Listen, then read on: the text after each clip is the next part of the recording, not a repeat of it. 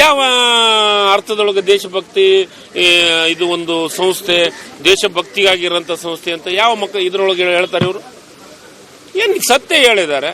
ಈಗ ಯಾಕಂದ್ರೆ ಬೇರೆ ಎಲ್ಲದಕ್ಕೂ ಈಗ ಇದನ್ನು ಮಾಡಿದ್ದು, ಆದೇಶವನ್ನು ಮಾಡಿದ್ದು ಸರ್ಕಾರಿ ಸ್ಕೂಲ್ ಮೈದಾನದೊಳಗ ಇದು ಕಾರ್ಯಕ್ರಮ ಮಾಡ್ಬೇಕಾದ್ರೆ ಪರ್ಮಿಷನ್ ತಗೋಬೇಕಂತ ಮಾಡಿದ್ದು ಯಾರು? ಜಗದೀಶ್ ಶೆಟ್ಟರ್ ಕಾಲದೊಳಗಲ್ಲ.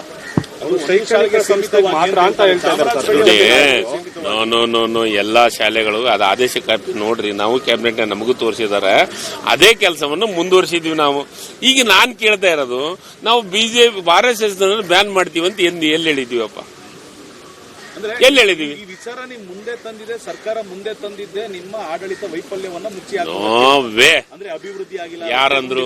ಬರ್ರಿ ಜನರಿಗೆ ಸಮಸ್ಯೆ ಬನ್ನಿರಿ. ನನಗೆ ಮೊನ್ನೆ ಹೋದ ತಿಂಗಳದೊಳಗ ಕೊಪ್ಪಳ ಜಿಲ್ಲೆದೊಳಗ ಕನಿಷ್ಠ 2,000 ಕೋಟಿಗಿಂತ ಹೆಚ್ಚು ಕಾರ್ಯಕ್ರಮ ಉದ್ಘಾಟನೆ ಮಾಡಿದ್ವಿ. ಏನು ಅದನ್ನು ಪುಕ್ಷಟ್ಲೆ ಉದ್ಘಾಟನೆ ಮಾಡಿದ್ವಿ, ಏನು ಫ್ರೀಯಾಗಿ ಉದ್ಘಾಟನೆ ಮಾಡಿದ್ವಿ.